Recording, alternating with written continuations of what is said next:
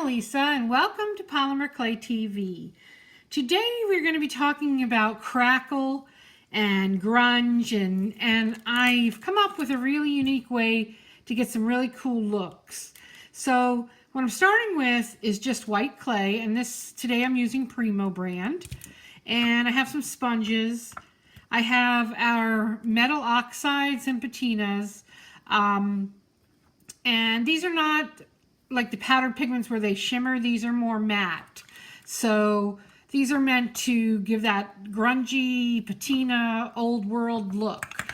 So that's what those are about. And here I've actually already kind of started because this is a multi-step process. So it takes time to dry, and so I wanted to show you the best that I can. And so okay, so the biggest thing here is working with this nail tape. This you can get at different places that sell beauty supplies. You can get it at Sally's, which is online. If you're in America, you can definitely find it there. If you're outside of the country, I'm sure they'll have it, you know, wherever any kind of nail supply stuff is sold. And so all I do is I put strips of it anywhere across this white clay, and I've conditioned the clay and rolled it out. I did it thin just to show you, but depending on what project you're going to be working on, then you'll decide what thickness you want for this particular thing. So really it's just randomly taking this nail tape and putting it over the clay. Nothing more to it than that, all right? So once you get it on there, you want to take this nail tape and roll across it so that it embeds within the clay. You know, so there's no pockets underneath it that what we add to it can get under. So that's all there is to that. Just put your nail tape wherever you want it, and this is what it's going to look like after you paint it. So I've painted this with the Copper Extreme Sheen by DecoArt, and I've done these in other colors. So this is what the copper looks like here. This is a rose gold.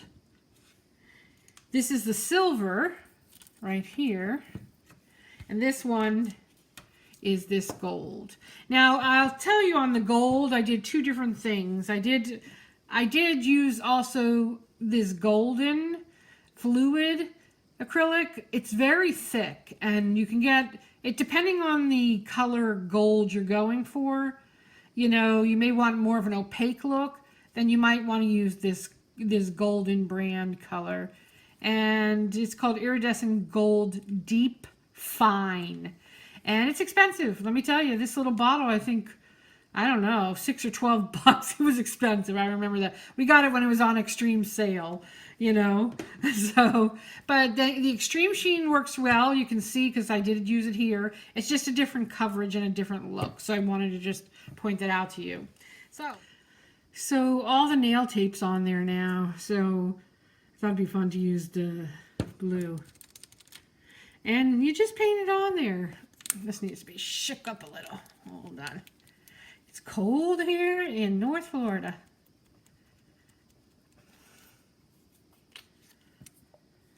There we go. So you just put your paint on the clay on top of the nail tape, and because the nail tape is on there, it's going to act as a resist. So when we remove this nail tape, it'll be white in the areas, because the underlying clay is white, obviously. It'll be white when we pull up the tape, and it'll give us an area where we can paint in the micas. Not the micas, excuse me, where we can paint in the metal oxides. And you could use multiple colors. You can, you know, add layers to this. And I just recommend exploring it, just, you know, experimenting and seeing, you know, what you like. So this obviously has to dry, and then we can move on to the next step. We're going. So I've got this with my nail tape already on it. Okay, now I'm ready to pull it off. You can look at it and see usually which ones are on top of each other. You know, you have them crisscrossing on top of each other, as you'll see when I pull these back. And you don't have to be neat about it. You know, I mean, you don't have to worry that the paint's coming up or something that's not, you know, looking just right. Because you're going for this grunge look, and you'll see it'll all be covered up when we get into the technique here. So you really just want to pull all this stuff off. All these random pieces of nail tape that you put everywhere. And you can see I tried not to put it into like a, you know, any kind of grid or special, you know, placement, kind of just very random. And the reason for that is because nature is very random. You know, you don't see, you know, usual straight lines everywhere, you know, in nature. So that's why I kind of do a random thing with it. Okay, so now this is it, and it's been removed. At this point, I come back in with my copper patina or my metal oxides, and I'm actually going to use the metal oxides. And this is a green color. Forget what it's called, the actual patina or the actual metal, whatever it is. Let me find a paintbrush here. So I like to work with a paintbrush. This one's a little big, but you get the gist. And then I just come and paint in, like randomly, into these resisted areas. And so that's really what the tape is. It just becomes a resist. So, I mean, if you wanted to do it in a planned out way, you could. Like if you wanted to, say, make an initial or, you know, whatever with it, you could use the tape in the same way. But, you know, for this, obviously, I didn't want to do that. And, I mean, you could paint over all of the white that's there, you know, with the green. You can, you know, it's really up to your taste.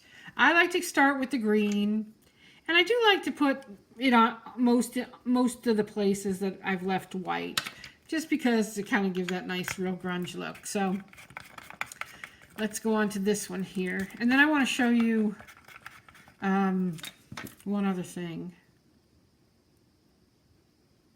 So, okay. So now we're bringing in some brownish color, some ochre, sweeping it on through. You don't really want to leave too much white showing. I prefer to cover the white because then, you know, I mean, there's a little white in the grunge, you know, there is. So a little's good, but I don't want it too white where it looks pristine, you know. So just move it around, put it where you want, add as many layers as you want. There's all kinds of colors you can add. Blue shows up, which is nice. I added blue onto this piece here. This is the Crackle that I did before. Gosh, I got cat hair everywhere. Sorry about that. Actually, that might even be my hair. But anyways, see how I've added blue here? And I really like the way that looks. It gives it a nice look. So you can think of adding all the other colors, whatever you think looks nice. Okay, so that one is at the stage now where it's ready to get crackled. And so what I use, and this is my favorite Crackle. There are lots of others on the market. Some that work really well, but this one I seem to always have good luck with. And this is by Tim Holtz. It's Ranger, and it's the Distress Crackle paint. They used to make it in an array of colors, but now they just make it in clear, white, and black. And let me tell you a little tip about this stuff. It dries out fast. So you want to always make sure you cap it tightly. And to be honest, they make it in a bigger one, and unless you're doing a lot of this stuff, I wouldn't buy the bigger one because of the fact that it dries out too fast. So that's just my tip and what I found, because I did buy a big one and I ended up with a lot of waste on it because I don't always, you know, use it. So, and this, as you can see, even my small one is a lot dried up. So I'm going to just stick my finger in there and grab grab a little out. And at this point, I'm just going to wipe it on top of what I just did with all of the pigments, you know, and the paint that's there. And you can let it dry. So let me just tell you one other thing about this gold one, what I did, because that's the only one I did it. And on this one I came in with some black paint too, to go around the edges. You can make layers and layers. Like you see how I started, for instance, with this one, which was rose gold. I could have then come back and painted black on it and wiped some of that off. Maybe add a little white on top of that and wipe some of it off. So you can start making, you can make depth and, you know, add depth to it and, you know, just really have fun experimenting with it, because that's what I like to do. And that's how I find all these techniques that I do. I experiment. So this anyways is at the stage where it's got to dry, and as it dries it'll start to crack, and so you'll want to just leave it alone. Really, that's all you can do at that point. So picture these are dried. This is anyways, on half of them here I left, you can't really see the crackle all that well probably on camera, but that's what happens when they dry. They start to crackle really good, and sometimes it'll pop up. And I've been asked this before, when the crackle medium tries to separate from the clay, I have used my rod before to kind of push it in, and I've also used my fingers to push it in. So it's like a layer of glue on top almost, this crackle. So it does want to flake off sometimes. So this is my tip to get it to go back in there. Either use an acrylic rod, or, you know, try to do it with your fingers. So as you can see, I've already crackled these sides over here. And so now I want to show you just how cool it is. And all you need to do is take your black, or if you, I mean, you could use another color, but I like the look of the black. It gives it a real grungy look. And you want to paint it in, and it'll start to settle within these little cracks here. So you can then start to see the crackle better. And so I kind of just pounce it all over the whole piece. And if you want, you can come back and wipe some of it off, which is usually what I do, because it just, otherwise, because it doesn't look so blended that way. Look at how cool that looks. And you could also apply this a little with your finger if you wanted to, or a Q-tip. You don't have to use a brush. And this is actually with silver paint underneath, so you get a really different look with the silver than you do with, you know, the gold or copper. So you start settling in all those cracks there, and you get such a cool look. See, that you really want to experiment. You know what I've also used? I take baby wipes. I've taken baby wipes and then come back and rub it around like this. If you get too much on there, or you think it's a little more worn looking than you want, you see how it pulled it off? That was actually me licking my finger. Don't tell anyone.